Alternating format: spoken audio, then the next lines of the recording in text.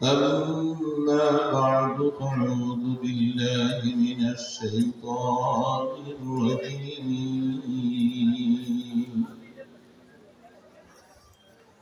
بسم الله الرحمن الرحيم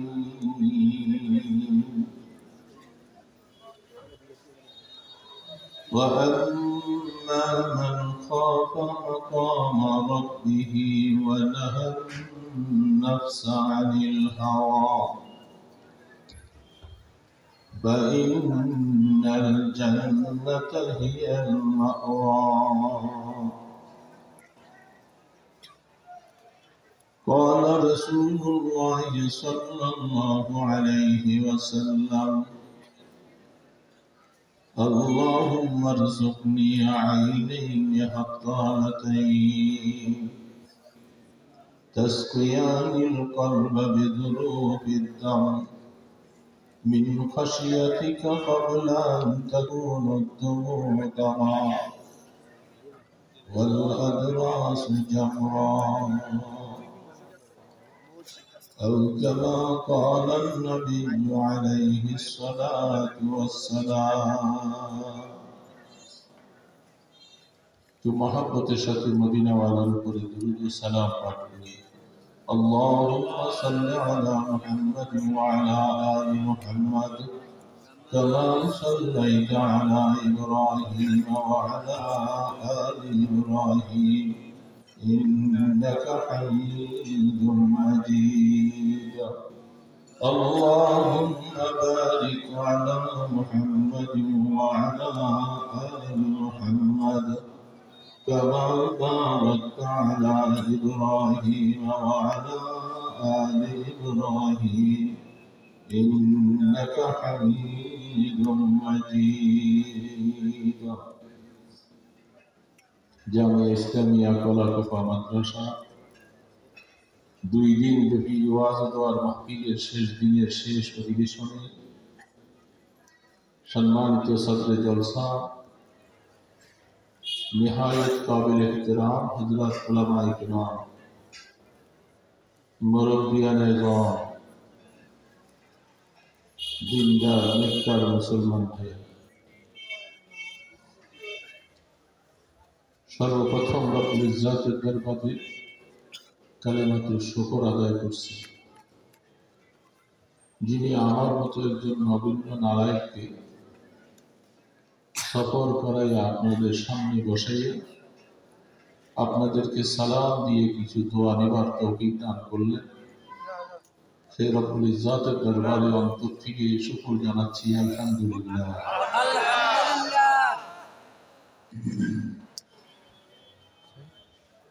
এই মজলিস, এই প্যান্ডেল, এই মাদ্রাসা, এই জায়গা সব কিছু আল্লাহ পাকের একজন প্রিয় ব্যক্তিকে নিসবতে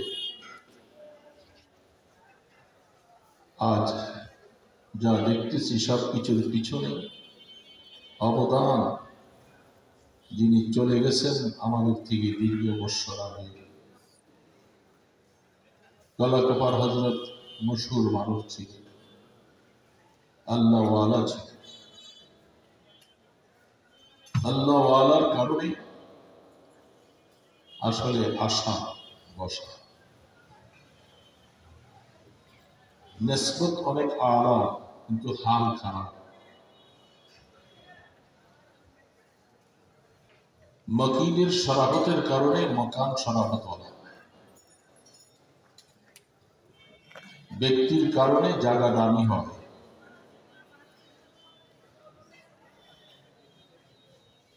জায়গার কারণে ব্যক্তি কখনো কখনো দামি হয়। শরাফতওয়ালা ব্যক্তি যিনি থাকেন তার উসিলায় ওই জায়গাটাও দামি। আপনারা আমার থেকে হাজারো করে বেশি জানেন কলাকফার হযরতের হালাত সম্পর্কে। আমরা দূর থেকে এসে তেমন কিছু বলার নেই, তবে যারা আমরা এখানে বসছি আসছি, আমাদের ওই কথাটা স্মরণ রাখা দরকার। আজকাল এই এত সুন্দর প্রতিষ্ঠান অবদান কার, সেটা যদি আমরা ভুলে যাই, আমরা হাকিকতকে ভুলে গেলাম। যিনি এই বাগানের মালিক ছিলেন, এক সময় বাগান চাষ করেছিল, সেই চাষ করে বাগানটা আপনাদের কাছে, দেশবাসীর কাছে রেখে তিনি আজ জান্নাতের উচ্চ মাকানে অবস্থান করছেন।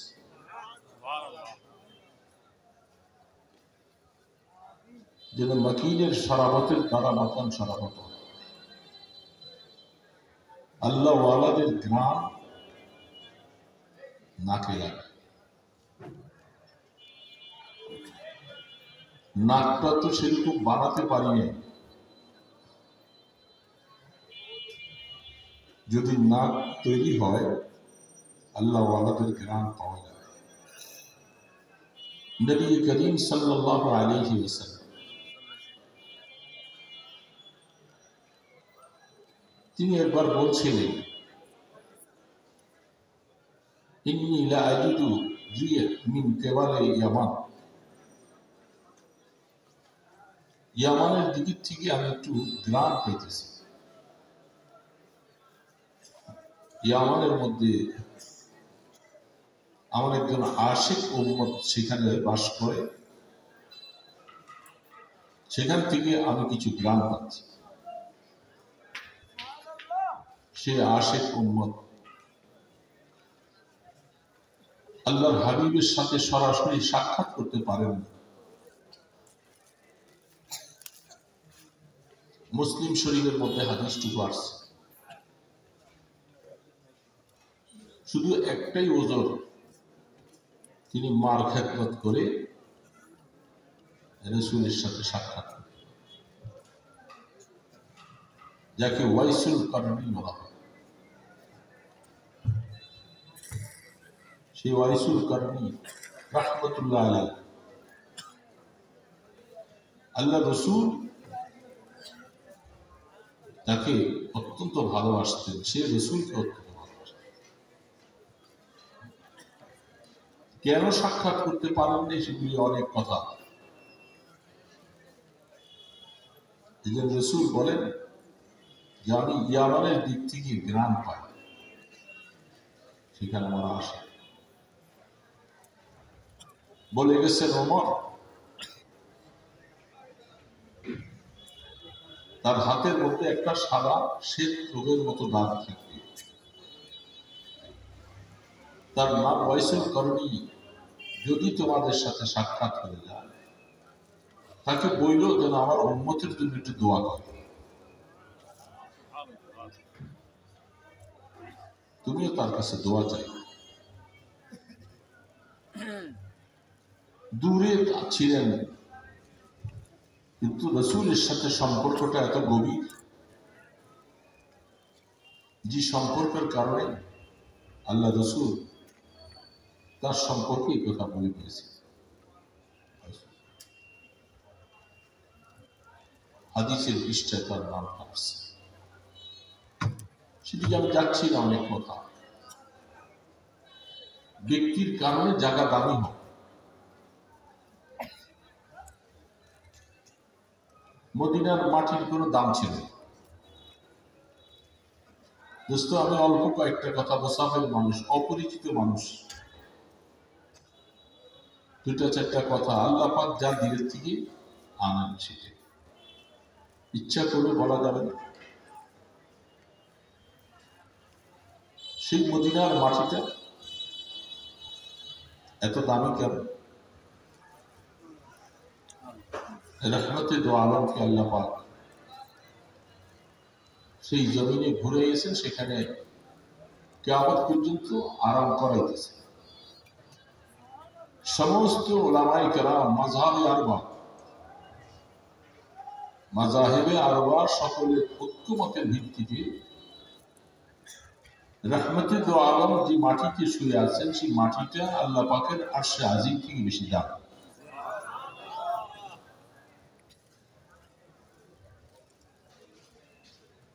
দীর্ঘ সময় আমরা আলোচনা শুনতে শুনতে আমরা সব তিক্ত হয়ে গেছি, ক্লান্ত হয়ে গেছি, যার কারণে আমাদের সুবহানাল্লাহটা বলতে অনেক কষ্ট হয়েছে। মুসলমানের সুবহানাল্লাহর আওয়াজ এত ক্ষীণ হবে, এত ছোট হবে, এবার তাজ্জুব। আল্লাহর হাবিবের পৃষ্ঠ মোবারকের সাথে মাটিটা লেগে আছে, এটা আরশের থেকে দামি। এই কথাটা কি সাধারণ কথা? এই কথার পরে সুবহানাল্লাহ আসা উচিত। বুখারী শরীফে একটা সরা লিখেছেন খায়রুল জামিল। বুখারী শরীফের শেষ বাবটা ওয়ানাজাউল মাওয়াজিন আল কিসত লিয়াউমিল কিয়ামah, সেই বাবের আঙ্গিকে যে তাসবিহ যে হাদিসটা আছে সেটা আমি এখন পড়তে যাচ্ছি না, রাত অনেক বেশি। 6 ঘন্টা সফর করে আসছি, আমার যাইতে 6 ঘন্টা, যদি আল্লাহ সহি সালামতে পৌঁছান। রাত কোথায় কাটবো, সময় কখন যাবে, কি হালাত আল্লাহ। শুধু হযরতের বারবার বলার কারণে আমি অসুস্থ মানুষ, প্যারালাইসিসের মানুষ, স্ট্রোকের মানুষ, হাঁটতে পারি না, চলতে পারি না, কোন রকম করে চলি। আসছি আপনাদের সামনে, আমার একটা বিশ্বাস যে আমি আপনাদের থেকে একটু দোয়া পাব। মুমিনদের জবান থেকে আরেকজন মুমিনের জন্য দোয়া আসলে এটা আল্লাহ পাক কবুল করেন।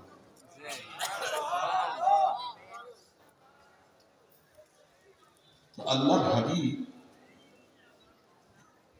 যেটাকে বিভিন্ন সময় বলে থাকে, শেখ সাদি রহমতুল্লাহ আলী বলছিলেন, তিনি এই দিকে ইশারা করে বলছিলেন, গেলে রোজি রসি দস্তে মাহবুবে বদস্তম বগফতামান গেলে নাচি যে বুদাম ওয়ালাকিন মুদ্দতে বাগুল নশস্তম জামালে হাম নশীদর মান আসর কর ওয়াগল্লামান হামা খাকাম কি হস্তম। সুবহানাল্লাহ। কত আবেগের সাথে মহব্বতের ভালোবাসা নিংড়ানো শব্দগুলি তিনি বলে গেছেন। তিনি যখন বলছিলেন তখন তার দিলের হালাতটা কেমন ছিল, কি অবস্থায় তিনি বলছেন। আমরা তো কিতাব থেকে পাইছি, এখন মুখস্থ করেছি, সেই হালাত আমার অন্তরে আসবে না, আমার জীবনে আসবে না, কারণ যিনি এটা লিখছেন আর বলছেন তার মনের হালাতটা ওরকম ছিল।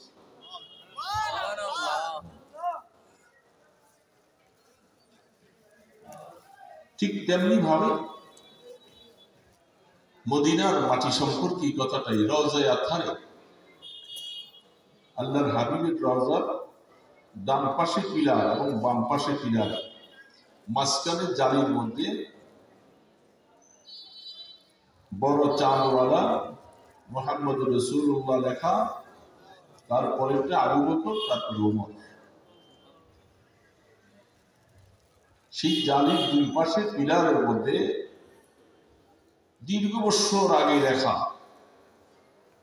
যে মদিনার মানুষ, আরব দেশের মানুষ, তারা শিরক পছন্দ করে না, বেদাত পছন্দ করে না, এই সমস্ত ওলারা সেই শের দুইটা, ছন্দ দুইটা লিখে রাখছেন আরবি ভাষা। আমি 90 সালে প্রথম দেখেছিলাম, আল্লাহ পাক ওই সময় তৌফিক দিয়েছে। তখন দেখি আমার অবাক লাগলো যে তারা কোন মন মানসিকতা নিয়ে এই দুইটা শের লিখে রাখছেন, ছন্দ দুইটা, যেখানে রওজায়ে আতহারের উপরে কোরআন শরীফের আয়াত লেখা, ইয়া আইয়ুহাল্লাযীনা আমানু লা তারফা'উ আসওয়াতাকুম ফাওকা সাওতিন নবী।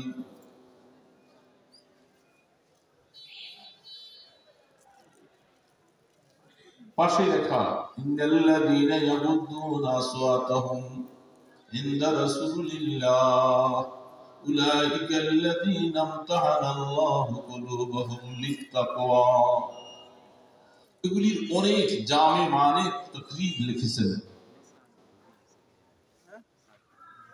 আল্লামা রুহুল মানিওয়ালা। তিনি তো মারিফতওয়ালা মানুষ, সর্বশেষ তাফসীর দান রুহুল মানিওয়ালা। দেখবেন যে সেখানে কি আনোখা কি লেখাটা লিখছেন, এই আয়াতগুলি লিখছেন রওজা আতহারের উপরে কেন লিখে রাখছেন, রওজার শান বয়ান করতেছেন। রাসূল যেন এখনো মদিনা শরীফে মেহরাবে বসা এই অবস্থায় যেরকম তার শান ইজ্জত কদর আদব, ঠিক কবরের মধ্যে আরাম করতেছেন এখনো ঠিক হুবহু তাই রাখতে হবে। চুল পরিমাণ আদবের খেলাপ করা যাবে। রাসূল রওজায় আরাম করতেছেন, হায়াতুন নবী, জিন্দা নবী, তিনি সেখানে শুয়ে আছেন। এই জন্য আরবরা আয়াতটা লিখে রাখছেন, এই আগন্তক পৃথিবীর প্রত্যন্ত অঞ্চল থেকে তুমি আসবা, রওজা আতহারে সালাম দিবা, সালাম দেওয়ার আগে আয়াতের প্রতি খেয়াল রাখবা, খবরদার কোন রকমের বেয়াদবি যেন না হয়, আওয়াজ যেন বড় না হয়, খুব সাবধানের সাথে এই জায়গাটা অতিক্রম করবে আর সালাম দিবে। যদি তুমি সাবধানতা অবলম্বন না করো আর বেয়াদবি যদি হয়ে যায়, তুমি হেদায়েত থেকে মাহরুম হয়ে এখান থেকে যাওয়া লাগবে। যেমনটা হায়াতে থাকতে আল্লাহ রাসূলের সামনে আয়াত নাযিল করে বলছিলেন, আন তাহবাতা আ'মালুকুম ওয়া আনতুম লা তাশউরুন। রাসূলের সামনে বড় আওয়াজে কথা বললে তোমার ঈমান নষ্ট হয়ে যাবে। আন তাহবাতা আ'মালুকুম আই আন তাহবাতা ঈমান, তোমাদের ঈমান শেষ। সেখানে তিনি আয়াতগুলি লিখে রাখছেন। কত আদবের লিহাজে সেখানে জিয়ারতে যাওয়া লাগবে। কিন্তু আফসোস হলো উম্মতি মুসলিমা উম্মতি কিছু সংখ্যক ছাড়া বাকি ওয়ালাদের কাছে সেই আদবের কোনো লেহাজ। তারা মনে করছে রাসূলকে তো দেখা যায়, রাসূল এখানে নাই, কি অবস্থায় আছে, আমি আসছি সালাম দিতে, পাগলের মতো উন্মাদের মতো এদিক সেদিক চুকি মুখি চাই আর সালাম একটা দিয়ে চলে আসে। এই সালামের ওজন নেই, যে ওজন নিয়ে সালাম দেওয়া দরকার ছিল সেখানে। যে আকাবিরিনরা সেই রওজার সামনে যাইবার সময় পা দুইটাকে পিছনে রেখে আপুর জায়গায় হামাগুড়ি দিয়ে দিয়ে সামনে গেছে, পা সামনে দিয়ে যাওয়ার সাহস পাই না। কারণ আমি পা সামনে দিয়ে চলবো আর আল্লাহ রাসূল কয়েক গজ নিচে হায়াতুন নবী দেখে আছে আমার দিকে, আমার সালাম শুনতেছেন। সেখানে কত আদব রক্ষা করতে হবে, খুব সাবধানের সাথে জুতাগুলোকে এক পাশে করে রাখা, খুব সাবধানের সাথে মাথা নিচু করে রওজার সামনে যায়, শুধু মিডিয়াম আওয়াজে সালামটুকু দিব আর খেয়াল এতটুকু আসবে যে আল্লাহ রাসূল এখানে শুয়ে আছেন, বেশি দূর নয়। হায়াতুন নবী, আজ যদি আমি রাসূলের সামনে হায়াতে যাইতাম তখন সেখানে সাহাবায়ে কেরাম কি আদবের লেহাজটা করেছিলেন, সেটার যদি ব্যতিক্রম ঘটে তাহলে আমি সেখানে যাওয়া না যাওয়া সমান।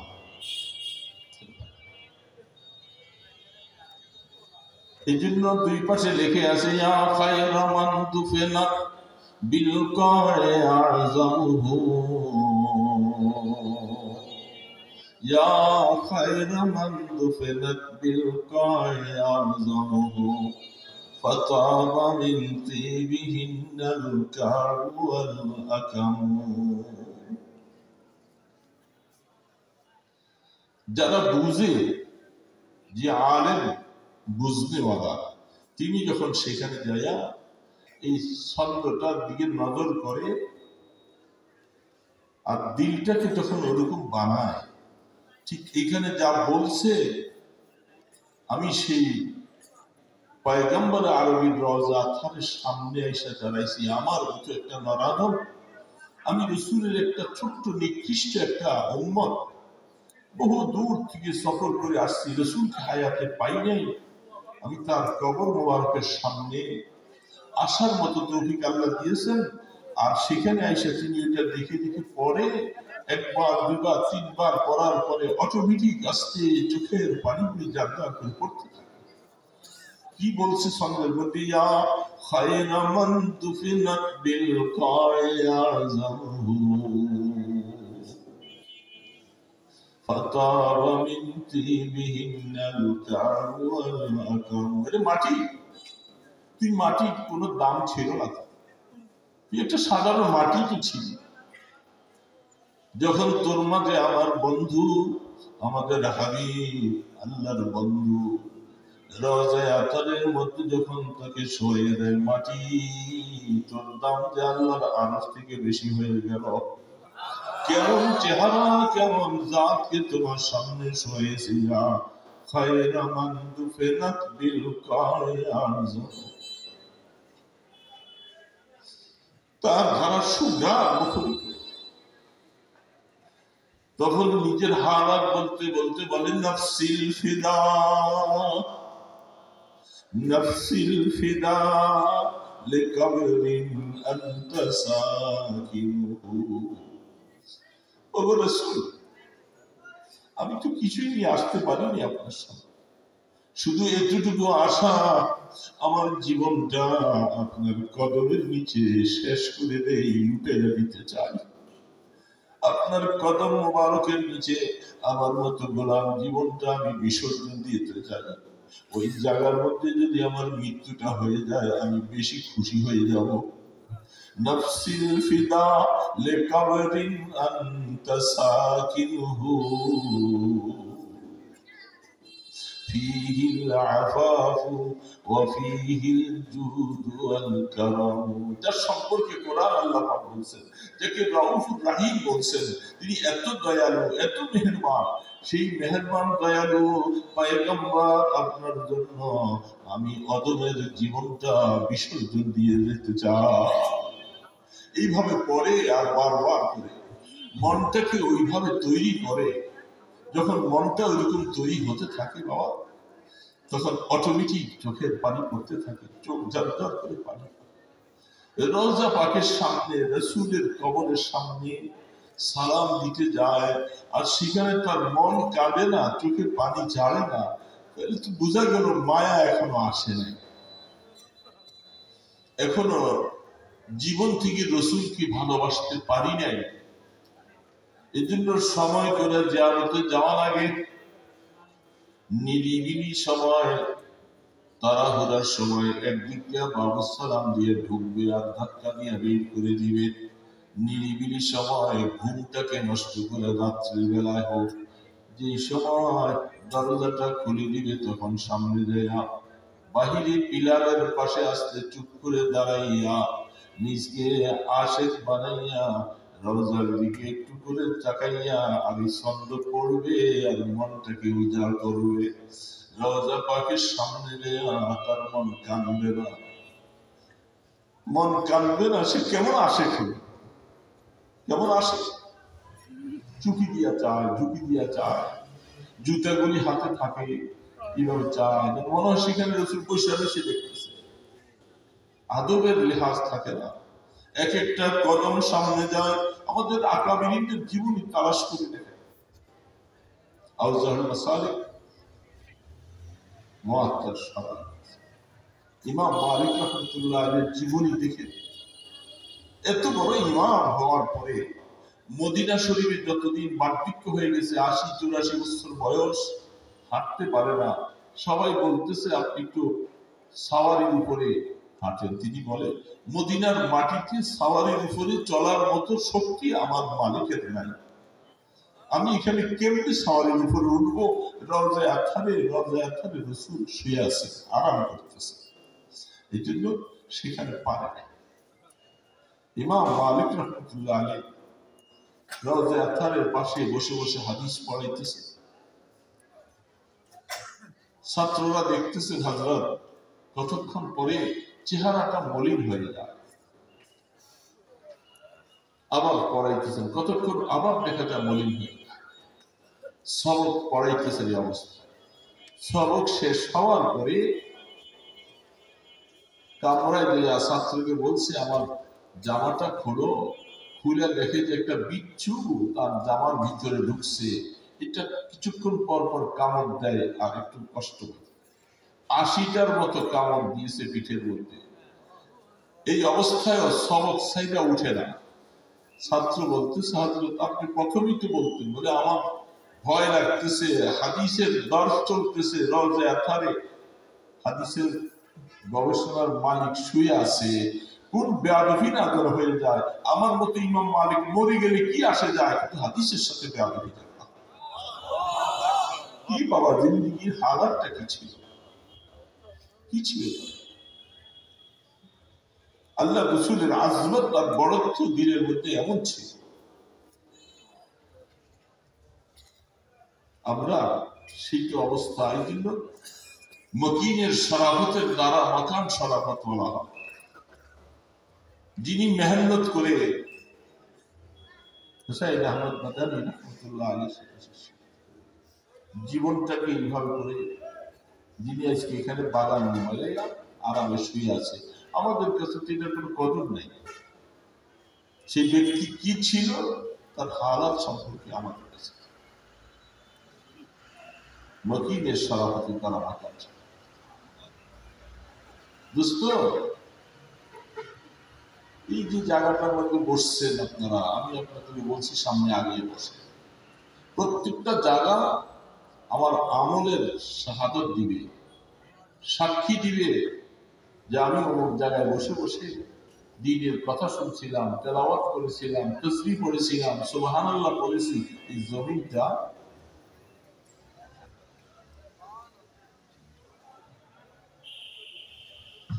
আল্লাহু আকবার। এই জন্য হযরত কাব ইবনে মালিক রাহমাতুল্লাহ আলাইহি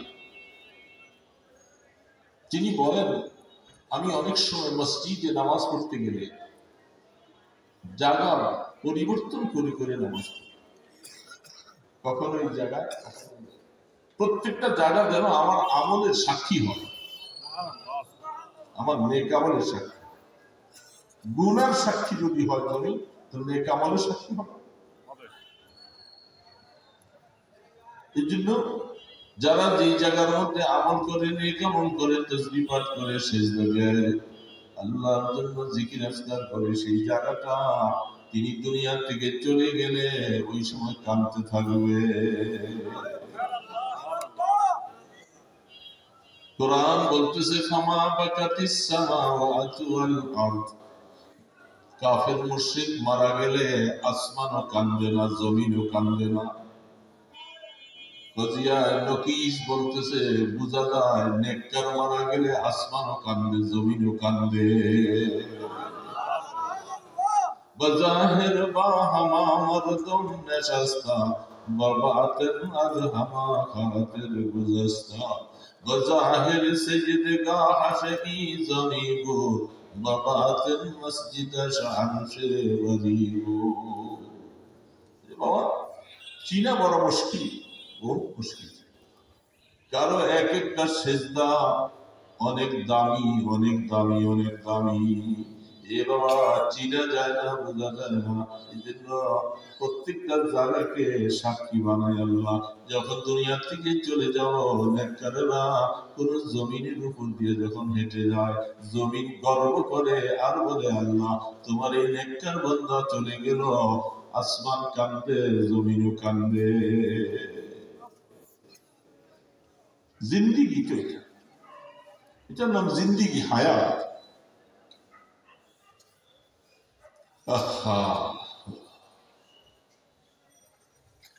अब सहाय जस्तजो बहरे इश्क की किनारा की, बस उसमें डूब ही जाना है, बस तुम्हें पार हो जाना।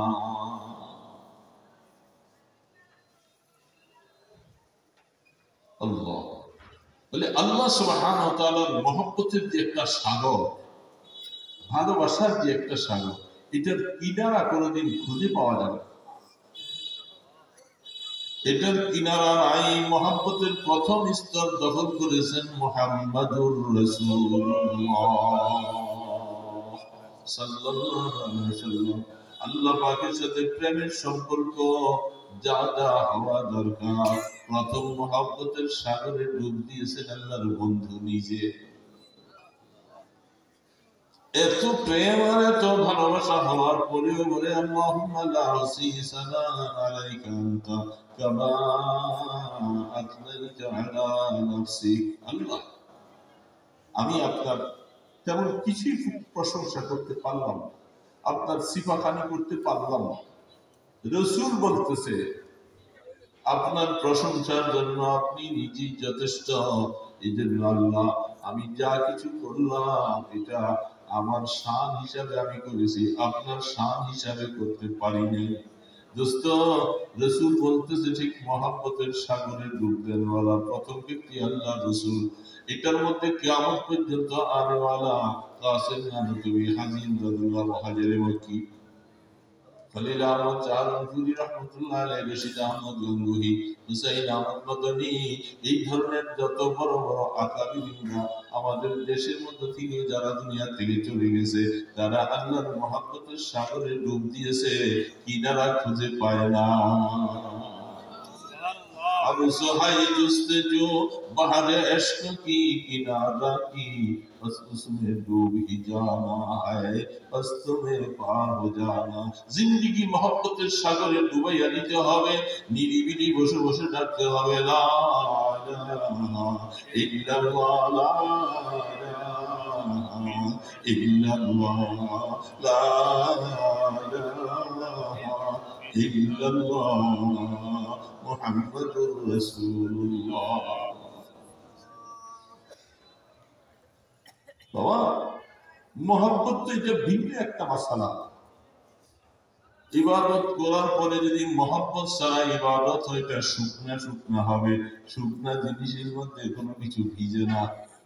মহব্বতওয়ালা সেজদা হবে, মহব্বতওয়ালা তিলাওয়াত হবে, মহব্বতওয়ালা জিকির হবে। যখন আল্লাহর মহব্বত দিলের মধ্যে যত বেশি আসবে, তখন তার ভয়ও দিলের মধ্যে ঢুকবে। ওয়া আম্মা মান খাফা মাকামা রাব্বিহি, আল্লাহু আকবার। আল্লাহ এই জন্য বলছেন আমার কাছে আসতে হবে, আমার সামনে তোমার হিসাব দিতে হবে। আমি আল্লাহ সেদিন কাজীর কুজাত হব। আমি যখন আরশে আজিমের মধ্যে বসে হিসাবের জন্য বলবো, উম্মত, এ আমার বান্দা আশা লাগবে আমার কাছে, কি হিসাব দিবা? এই কথাটা মনে রেখে যদি হায়াতটা কাটাইতে পারো, দেখবা আল্লাহর মহব্বত দিলের মধ্যে ঢুকতে থাকবে। আল্লাহ পাকের ভয়,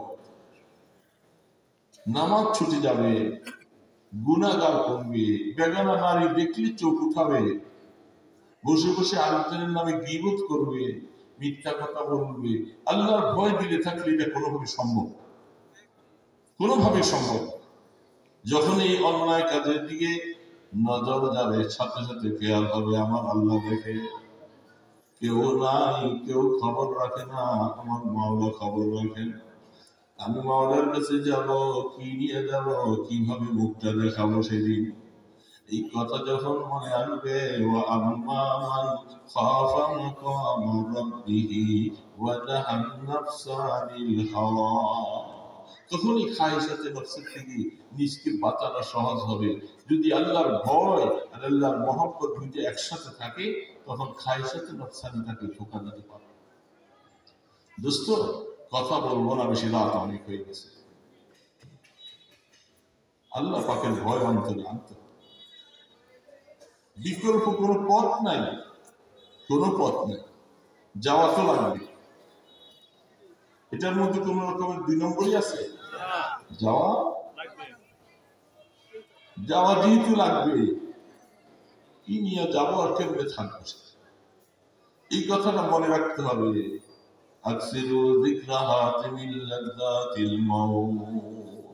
আল্লাহ রাসূল বারবার বলছে, উম্মত, মৌতের নামে যেটা তোমার সমস্ত স্বাদ গুলাকে ধ্বংস করে দিবে, ওটাকে বারবার করে মনে করো, বারবার মনে করো, হায় মৌত। হায় মৌত, মৃত্যু, কেমনে মৃত্যু হবে, কবরে কেমনে পারি, সেখানে থাকবো কি করে। এই কথা যত বারবার চিন্তা করবা তত দেখবা আল্লাহর সাথে মহব্বত, ভালোবাসা বেশি।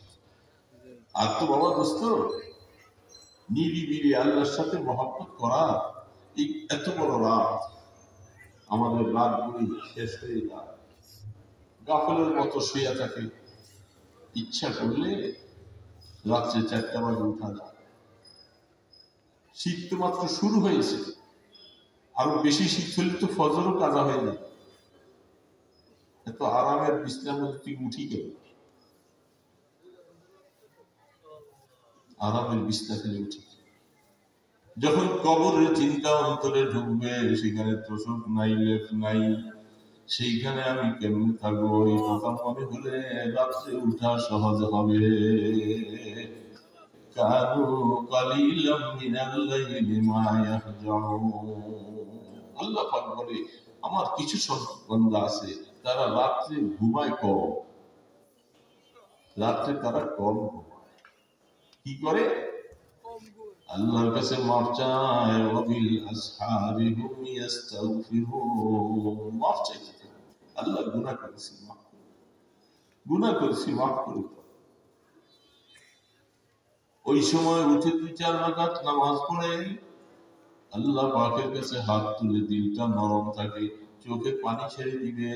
আর যখন চোখে পানি ছাড়বে দোস্ত, মনে করবা আল্লাহর রহমত তোমার দিকে নাজিল হয়েছে। গুনাহ আল্লাহ। এই জন্য বেশি কথা বলবো না, কথা শেষ। অনেক অনেক গুনারা পায়, চেষ্টা করে, আর যদি গাফলতি করে তাহলে উঠে যাবে। আজকে উঠবো না, কাল উঠবো, কাল পরশু করতে করতে রাত শেষ। রাত্রি শেষ ভাগে ইবাদতের মজাওয়ালা ইবাদত। যারা আল্লাহর ওলি হয়েছে তারা রাত্রি শেষ ভাগে উঠে আল্লাহকে রাজি করেছে। আহা,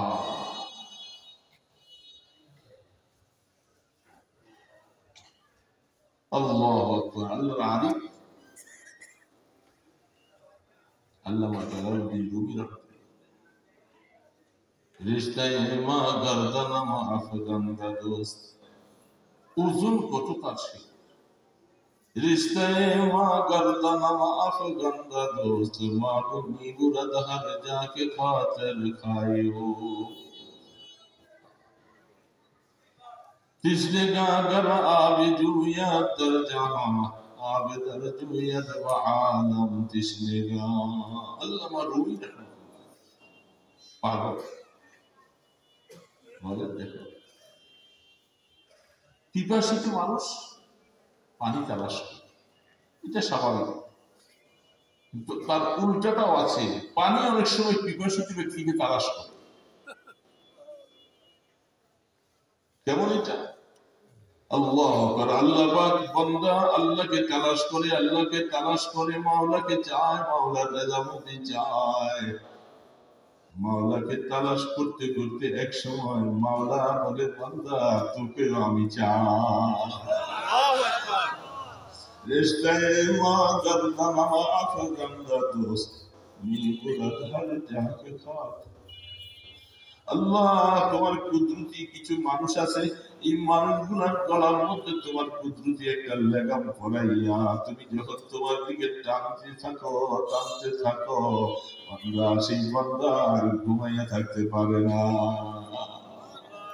সে উঠে যায়, উঠে ডাকে আল্লাহু আল্লাহ, আল্লাহু আল্লাহ, আল্লাহু আল্লাহ, আল্লাহু আল্লাহ, আল্লাহু আল্লাহ।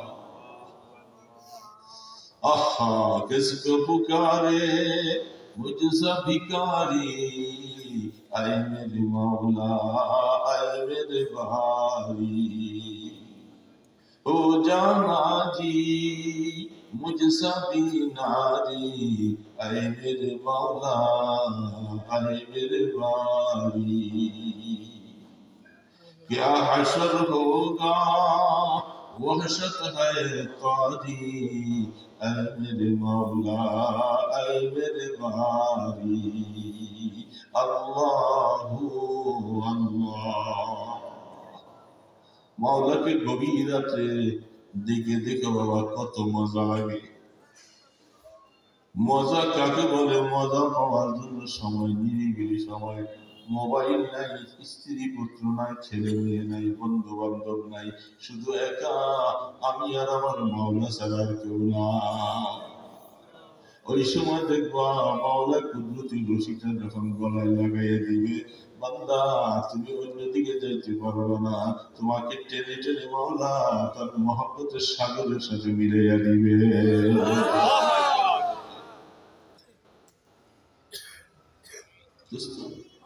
আল্লাহর মহব্বত অন্তরে সবচেয়ে বড় জিনিস আল্লাহকে মহব্বত করবো না রাস্তায় গাড়িতে চলা ফেরা সব সময় নিরিবিলি সময় যেন আমার বেকার না আমার সময় যেন নষ্ট না হয় কত সময় অযথা চলে যায় গল্প গুজবে চলে যায় মোবাইল দেখতে দেখতে চলে যায় না দোস্ত এটা হায়াতের একটা অংশ এটা সম্পর্ক আল্লাহর কাছে আমাকে জবাব দিতে হবে আমি এই সময়টা কোথায় কাটাইলাম সেদিন তো বাবা আলেম নাই ফাজিল নাই মুহাদ্দিস নাই মুফতি নাই ইমাম নাই খতিব নাই সামনে মাওলার সামনে যাওয়া লাগবে কবরের মধ্যে প্রশ্ন তিনটা করবে সেই প্রশ্নের জবাব যদি দিতে না পারি বাবা এই পথটা কিন্তু দান হবে না এই মুহাদ্দিস ইমাম ফুলানের কি দাম প্রশ্ন তো করবে না সেই প্রশ্নের জবাব কেমনি দিব এই জন্য চিন্তা হযরত খাদিজা রাদিয়াল্লাহু তাআলা আনহা দুনিয়া থেকে চলে যাবে আল্লাহর হাবিব বলতেছেন আল্লাহ রাহমাতের নবী আমার বয়স বেশি হয়ে গেছে আপনার থেকে অনেক বেশি আমি তো চলে যাচ্ছি আমি আপনার আগেই সম্ভবত দুনিয়া থেকে চলে যাব আমার একটা আবদার আপনার কাছে আমি তো আপনার খেদমত কিছুই করতে পারি না অথচ জীবনটা সব বিলীন করে দিয়েছে কিছুই করতে পারি না আমি যখন মরে যাব আমার কাফনের ভিতরে আপনার গায়ের একটা জামা পরাইয়া দিবা কবরের চিন্তা কিভাবে ঢুকছে আপনার একটা গায়ের জামা আমার কাফনের জানাজা আপনি পড়াবেন আমার লাশটা কবরে রাখলে আপনি একটু শিয়রের মধ্যে দাঁড়িয়ে থাকবেন আপনার খাদিজাকে মুনকার নাকির প্রশ্ন করলে জবাবটা দিতে পারে কিনা আপনি একটু তালকিন দিয়া খাদিজাকে আপনি একটু বলে দিন কবরের চিন্তা কিভাবে উঠছে যিনি সর্বপ্রথম ইমানদার আল্লাহ রাসূলের ঘরে জীবন কাটাইয়া হযরত খাদিজা এত খেদমত ইসলামের করেছে কিন্তু তিনি কবরের চিন্তা বিভোর হয়ে গেছে আল্লাহর হাবিব রওজার ধারে আরাম করতেছে কিন্তু রাসূল যখন খাদিজাকে জান্নাতুল মুআল্লা কবরস্থানে ওই সময় কাফের মুশরিকেরা বহু দুশমন রাসূল কবরে খাদিজাকে রাখছে রাখার পরে একটু কবরের পাশে সাহাবায়ে কেরাম দূরে দাঁড়িয়ে আছে রাসূলকে একা রেখে যাইতে পারে না কাফের মুশরিকেরা কোন দিক দিয়ে পড়াশোনা আল্লাহ রাসূলের মনটা ভাঙা সাথী জীবনে এই খেদমত যা করেছে খাদিজাকে মাটিতে দাফন করে দিয়েছে আল্লাহ রাসূলের চোখে পানি পড়ে দাঁড়িয়ে আছে আল্লাহ পাক বললেন জিবরিল আমার বন্ধুকে জিজ্ঞাসা করো তিনি দাঁড়িয়ে রয়েছেন কেন আল্লাহ সব জানে আমি খাদিজার সাথে ওয়াদা করেছিলাম তাকে দাফন করার পরে একটু কবরের পাশে থাকবে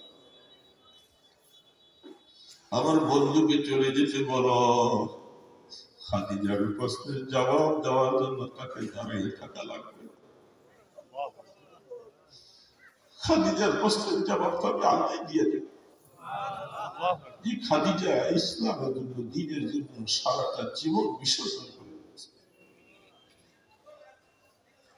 কবরের চিন্তা কিভাবে ঢুকছে রে বাবা সেখানে কিসের মুহাদ্দিস মুফতি বক্তা আমাদের কি নিয়ে কবর দিকে যাওয়া শুরু করেছি।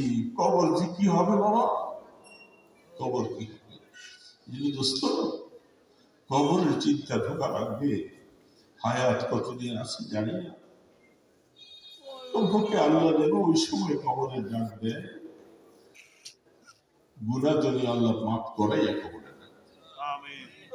যখন আল্লাহর কাছে যাওয়ার মতো অবস্থা হয়ে যায়, উখরুজি রাদিয়াতাম মারদিয়া, উখরুজি রাদিয়াতাম মারদিয়া ইলা রাব্বিকা রাদিয়া। আল্লাহ পাক যদি কথাটা বলার পরে আজরাইল আলাইহিস সালাম রূহটা নেয়, তাহলে আখিরাতের হায়াতটা দামি হবে। আর যদি আল্লাহ পাক নারাজ হয়, আল্লাহ যদি নারাজ হয়ে যায়, কি হবে? বাড়ি গাড়ি কিছুই হবে, সব শেষ। এই জন্য বড় মানুষ দুনিয়ার থেকে চলে গেছেন, আপনাদের কদর করবেন। হযরতের মহব্বত, ভালোবাসা, হযরতের মাদ্রাসাকে ভালোবাসবেন, হযরতের রেখে যাওয়া সব জিনিসগুলোকে ভালোবাসবেন, মহব্বত করবেন, তাহলে রুহানি দোয়া পাওয়া, রুহানি দোয়া। এই জন্য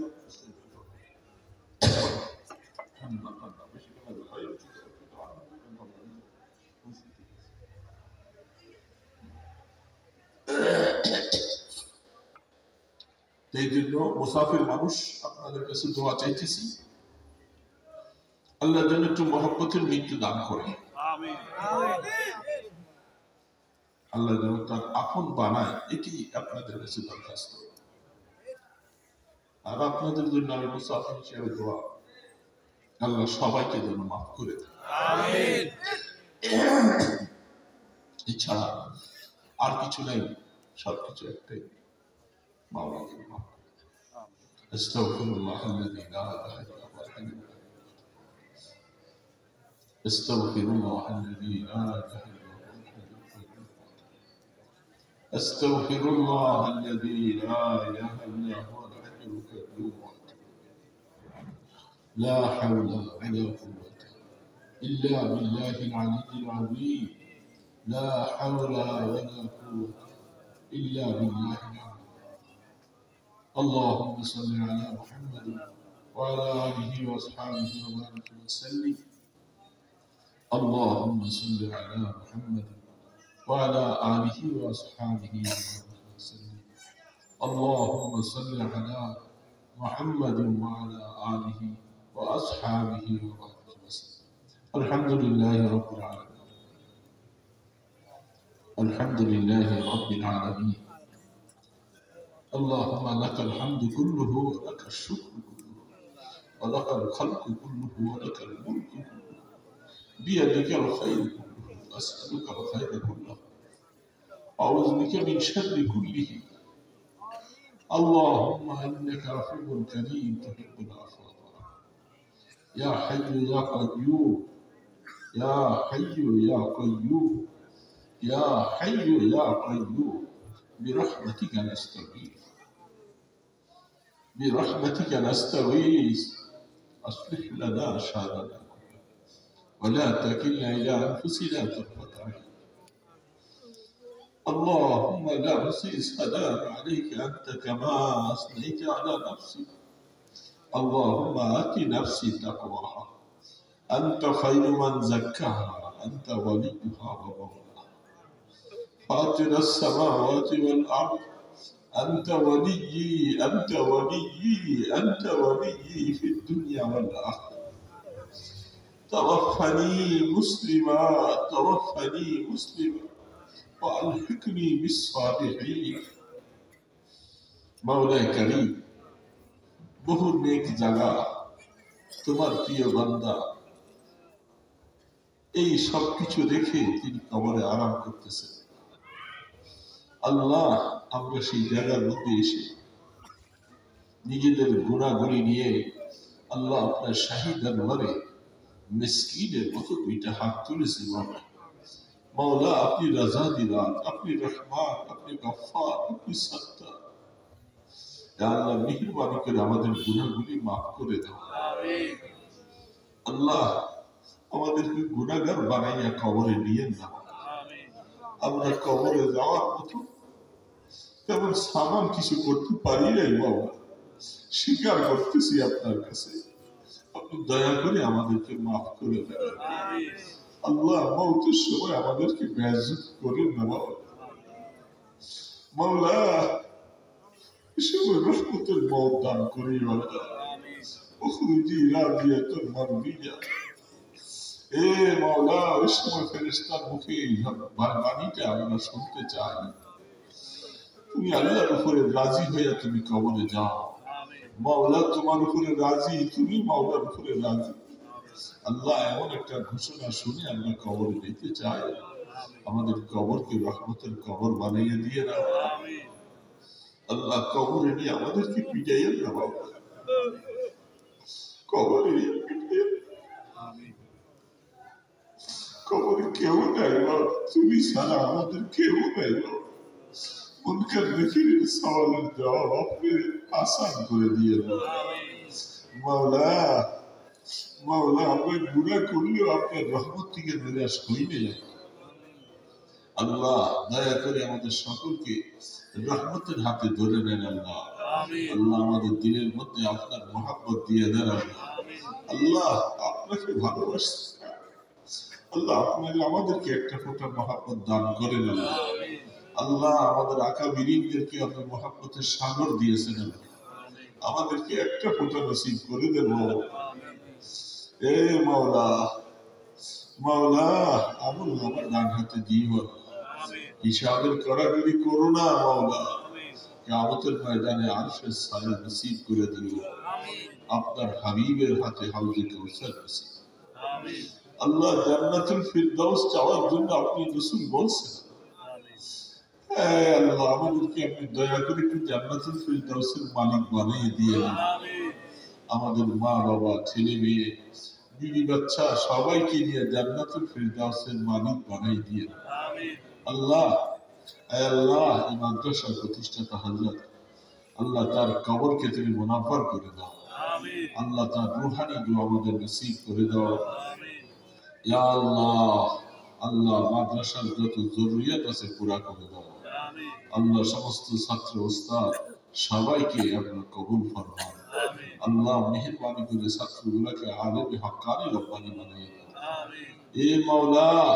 মাওলা দয়া করে মেহেরবানি করে আল্লাহ আমাদের সকলের দিলের মধ্যে মদিনা ওয়ালার মহব্বত দান করে দাও। আমাদেরকে মদিনার সফর করার তৌফিক দাও, আপনার বাইতুল্লাহর মুসাফির বানাও আল্লাহ। এই মাওলা যারা যেতে পারে নাই তাদেরকে একবার হলো জীবনে নসিব করে দাও, যারা যেতে পারে নাই তাদেরকে একবার হলো নসিব করে দাও। আমরা জীবনে আপনার কাছে বারবার সুয়াদ করেছি, দয়া করে সুস্থতা দেন যেন যেতে পারি মাওলা। আল্লাহ আপনি দয়া করে পুরা মাজমাকে কবুল করে নেন আল্লাহ। যাকে ভালো লাগে তার উসিলায় আমাদের দোয়াগুলি কবুল করেন। লক্ষ কোটি দুরুদ ও সালামের হাদিয়া সোনার মদিনায় পৌঁছে দেন আপনার ইসমে আজমের উসিলায়, আপনার হাবিবের কদম মোবারকের উসিলায় আমাদের দরখাস্তগুলি কবুল করুন। সাল্লাল্লাহু তাআলা আলা খায়রি খালকিহি মুহাম্মাদ ওয়া আলা আলিহি ওয়া আসহাবিহি আজমাইন বিরহমাতিকা ইয়া আরহাম